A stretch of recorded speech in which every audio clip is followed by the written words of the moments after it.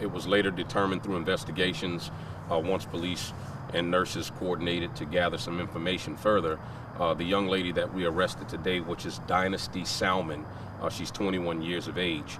Apparently, she had been working this hospital randomly, walking and talking to multiple different parents who may have had family members or a child in that hospital, making small talk in the lobby outside of security checkpoints.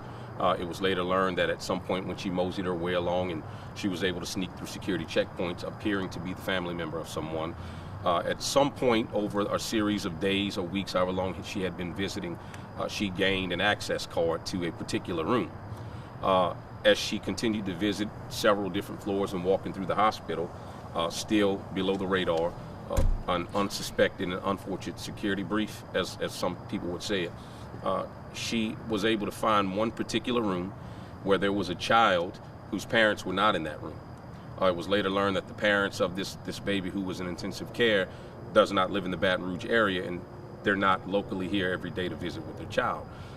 She may have sought that was a perfect opportunity to go in and act like this child was hers. Of course, she had access to the room. She had an access pass past security from previous days of visiting with strangers and speaking with several people through small talk. She'd learned this child's information by visiting the room, the charts, the medical history, some of the medical diagnoses of the particular child whose room she was in. So she has a boyfriend that she had been dating for approximately 10 months to a year, whom she advised she had the baby while traveling out of town in the Alexandria area. The baby supposedly was in the Alexandria area hospital, which we later learned this was falsified information. This is what she's telling the young man who she's in a sophisticated or relationship with. So at some point, she says that the baby had to go to the Baton Rouge area where she was residing for medical transportation there and to be looked at. I believe she even took the young man to the hospital to visit with several doctors in hopes to schedule false or fictitious what you call medical appointments for the child because of the assumed medical things that the child was dealing with. This is all fictitious information, okay? This young man at some point, following all of these things, had one chance to visit this child at one opportunity, no doctors involved.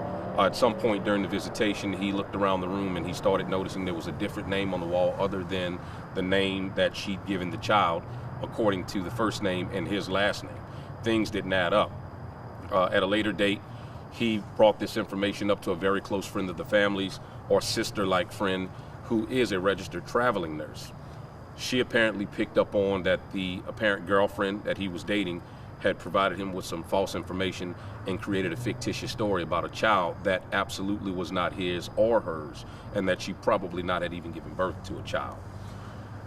This nurse takes it upon her oath of being a nurse or a medical physician, and she contacts the charge nurse at the Our Lady of the Lake Children's Hospital to inquire about this particular child, this name, and at some point they realized there was a security breach, and that's something that see right. The charge nurse was also advised by the friend of the family that supposedly the boyfriend and the young lady arrested today, Mrs. Salmon, was on their way there to visit with the child. So upon their arrival to Our Lady of the Lake Children's Hospital, they were definitely greeted by security, and they were spoken to and stopped from going in. Of course, over the course of her visiting the hospital and creating this fictitious story, the young lady had to give her ID, because that's one of the security requirements in the Our Lady of the Lake Hospital, is to provide a positive identification of yourself via driver's license or issued state identification. Later, as detectives look further into this, they're able to gather her personal information because of the identification. At the time the hospital security guards had stopped her, they'd taken the pass that she had to go past security that she obtained previously in the weeks. Once this happened and she was confronted about the information, she was there along with assumed family members of the boyfriend, who was also there, thinking that this is going to be the newborn baby of our related family members, girlfriend.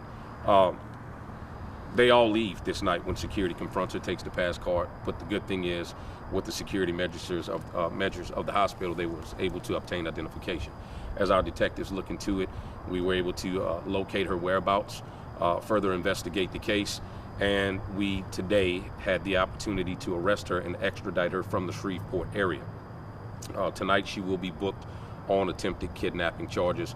As this is still a pending investigation, I'm sure detectives still have some more things to look into and some more people to question about what's going on today versus what happened since March the 1st, and probably some information that has happened in incidents prior to March the 1st that led up to the investigation and the arrest today.